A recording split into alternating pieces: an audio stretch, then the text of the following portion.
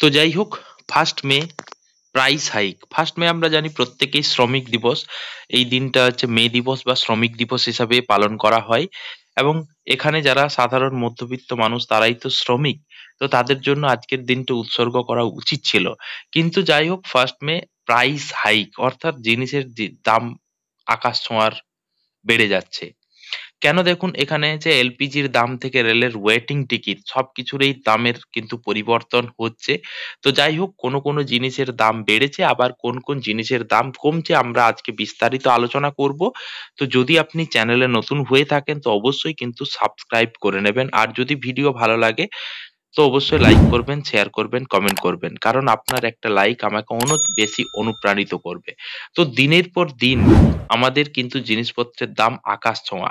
একটা বিস্কুটের দাম ছিল আগে, মানে হচ্ছে যদি ধরুন 30 টাকা, আজকে সেই বিস্কুটটা সেই কোয়ান্টিটি অর্থাৎ সেই পরিমাণ বিস্কুটের দাম সেটা 45 টাকা থেকে 50 টাকা হয়ে গেছে।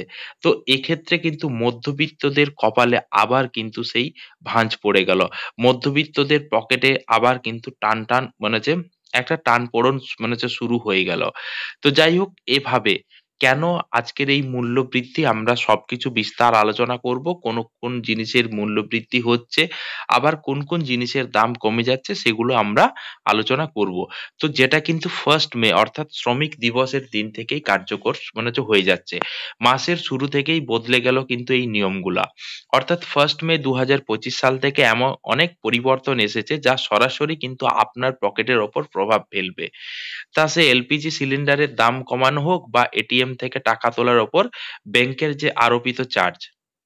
তো দেখুন এখানে কোন কোন জিনিসের দাম পরিবর্তন হয়েছে, আবার কোন কোন মানে যে সেগুলো নিয়ে আমরা বলবো।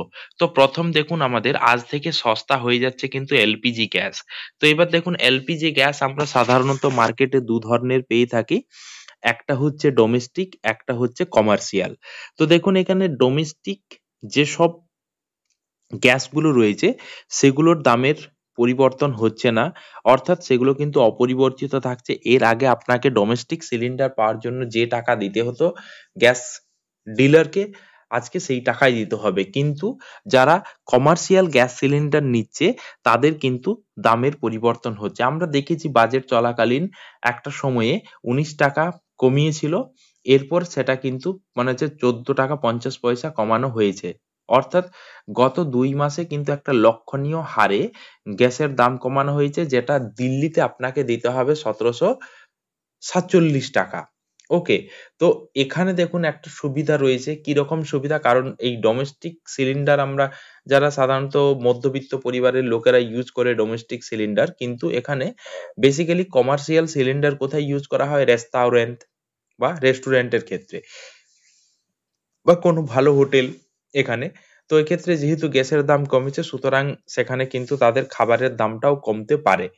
তো যাই হোক, এখানে কেন আজকের এই দামটা কমছে বা বাড়ছে? তো দেখুন এখানে বর্তমান দিনে মূল্য বৃদ্ধি কিন্তু একটা বিশাল বড় সমস্যা, এবং এই মূল্য বৃদ্ধি বা যেটাকে আমরা কি বলি মুদ্রাস্ফীতি। দেখুন এখানে আজকে এই হঠাৎ মূল্য বৃদ্ধি কেন হলো বা কমলো কেন? দেখুন এখানে হচ্ছে কাঁচামাল বা মানে হচ্ছে যে লেবার বা বাজারের ব্যাঘাত বা ভোক্তা চাহিদা বৃদ্ধি, রাজস্ব এবং আর্থিক নীতির মতো উৎপাদন খরচ বৃদ্ধির কারণেই দাম বৃদ্ধি পেলেও মুদ্রাস্ফীতি ঘটতে পারে। তাহলে মুদ্রাস্ফীতি হচ্ছে একটা অর্থনীতিতে পণ্য এবং পরিষেবার ক্রমবর্ধমান দামের হার, এটা কি পরিমাপ করে। তো দেখুন এখানে বললাম যে আজ থেকে এলপিজি কিন্তু সস্তা হয়ে যাচ্ছে। দ্বিতীয় যেটার পরিবর্তন হচ্ছে সেটা হচ্ছে এবার থেকে কিন্তু এটিএম থেকে টাকা তোলার একটা চার্জ লাগবে। আরো চার্জ লাগবে। আমরা জানি যে একটা লিমিট থাকে, যে আপনার যে মাদার ব্যাংক রয়েছে সেই মাদার ব্যাংকের এটিএম এ না টাকা তুলে যদি আপনি অন্য কোনো এটিএম এ মানে হচ্ছে টাকা তুলেন, অর্থাৎ অন্য কোনো ব্যাংকের এটিএম এ টাকা তুলেন, আপনাকে কিন্তু চার্জেস দেওয়া হবে। তো সেই চার্জেসটা আবার কিন্তু বেড়ে গেল। এটিএম থেকে টাকা তোলার ক্ষেত্রে অনেক পরিবর্তন করা হয়েছে, অর্থাৎ 1 মে থেকে যদি কোনো মানে যে যদি আপনি এটিএম এর মাধ্যমে নির্ধারিত সময়সীমার বেশি লেনদেন করেন, অর্থাৎ ফিনান্সিয়াল বা নন ফিনান্সিয়াল হোক না কেন, তাহলে আপনাকে কিন্তু আগের তুলনায় বেশি চার্জ দিতে হবে। তো আরবিআই এই বিষয়ে একটা নির্দেশ জারি করেছে অনেক ব্যাংক ইতিমধ্যেই তাদের গ্রাহকদের সংশোধিত হার সম্পর্কে জানিয়ে দিয়ে আছে। এখন যে মাদার ব্যাংকের পরিবর্তে অন্য যে কোনো ব্যাংকের এটিএম থেকে একটা সীমার করে টাকা তোলার জন্য আপনাকে 19 টাকা দিতে হবে। আগে যেটা ছিল 17 টাকা। অর্থাৎ 17 টাকা চার্জেস লাগতো, সেটা এরপর আপনাকে 19 টাকা করা হয়েছে। আগে অন্য ব্যাংকের এটিএম থেকে মানে হচ্ছে আপনার ব্যালেন্স চেক করার জন্য 6 টাকা চার্জ দিতে হতো, এখন সেটা বেড়ে হয়েছে 7 টাকা। ওকে? তো এইচডিএফসি ব্যাংক জানিয়েছে যে 1 মে 2025 সাল থেকে বিনামূল্যে লেনদেনের সীমা অতিক্রম করার জন্য এটিএম এর চার্জ 21 টাকা মানে হচ্ছে প্লাস ট্যাক্স অর্থাৎ জিএসটি থেকে 23 টাকা প্লাস জিএসটি, ঠিক আছে? পিএনবি এবং ইনস্যান্ড ব্যাংকের এটিএম থেকে টাকা তোলার জন্য আপনাকে কিন্তু 23 টাকা করে চার্জ নেওয়া হবে। এটা একটা বড় সমস্যা, অর্থাৎ বিপদে আপনি অন্য ব্যাংকের এটিএম থেকে যে নির্ধারিত 3টে বা 4টা ট্রানজাকশন দেই সেটা পেরিয়ে গেলে কিন্তু আপনাকে টাকা গুনতে হবে। এরপর দেখুন আমুল দুধের দাম পরিবর্তন হচ্ছে। ওকে, তো আমুল দুধের দাম পরিবর্তন অর্থাৎ বাজারে আপনি 29 টাকা করে কিনতেন, এরপর হয়তো আপনাকে 35 টাকা করে কিনতে হবে। তো দেখুন এখানে আমুল দুধের দাম বাড়ছে এবং সরাসরি এটা কিন্তু আপনার পকেটে প্রভাব ফেলবে। তো সরাসরি প্রভাব প্রতিটি পরিবারের ওপরে পড়তে চলেছে আমুল দুধের দাম পরিবর্তনের ফলে। অর্থাৎ আমুল কোম্পানি ঘোষণা করেছে যে প্রতি লিটারে তারা কিন্তু 2 টাকা করে বাড়াচ্ছে। তাহলে সুতরাং এই মূল্য বৃদ্ধি কিন্তু 1 মে থেকেই কার্যকরী হবে।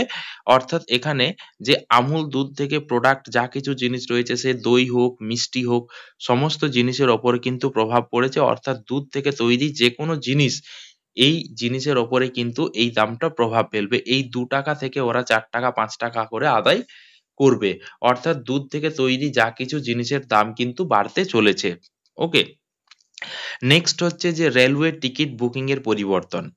অর্থাৎ আজ 1 মে থেকে রেলওয়ে টিকিট বুকিং এর নিয়মেও কিন্তু পরিবর্তন আনা হয়েছে, যে ওয়েটিং টিকিট এখন কেবল রেলওয়ে কোচেই বৈধ হবে। ওকে, অর্থাৎ এখন আপনি কোনো স্লিপার কোচে ওয়েটিং টিকিট নিয়ে ভ্রমণ করতে পারবেন না।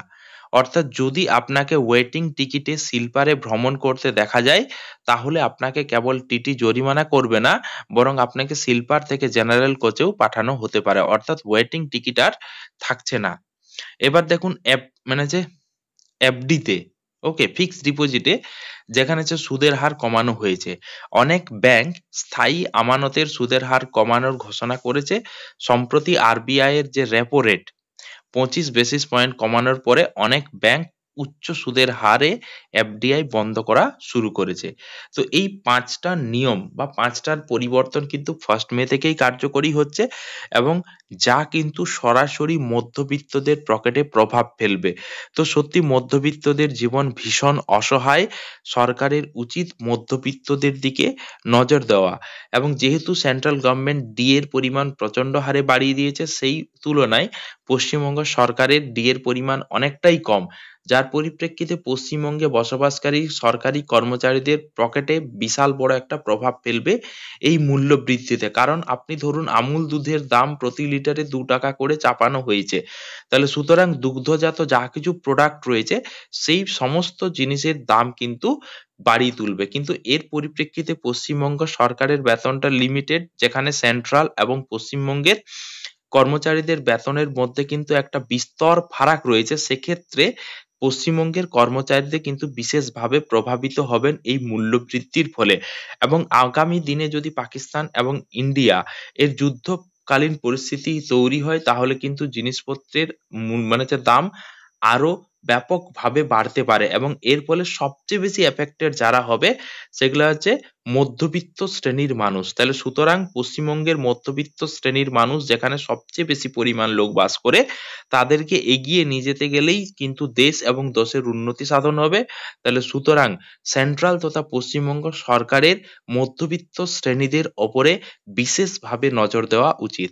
তো যাই হোক, আগামী দিনে আরো কিছু পরিবর্তন যদি আসে আমি আপনাদের সাথে আলোচনা করব এবং এই ধরনের নিত্য নতুন ভিডিও পেতে এবং ভিডিও ভালো লাগলে অবশ্যই লাইক দেবেন এবং চ্যানেলটি সাবস্ক্রাইব করে নেবেন পরবর্তী ভিডিও পাওয়ার জন্য। ততদিন পর্যন্ত আপনারা সুস্থ থাকুন, ভালো থাকুন। Thank you.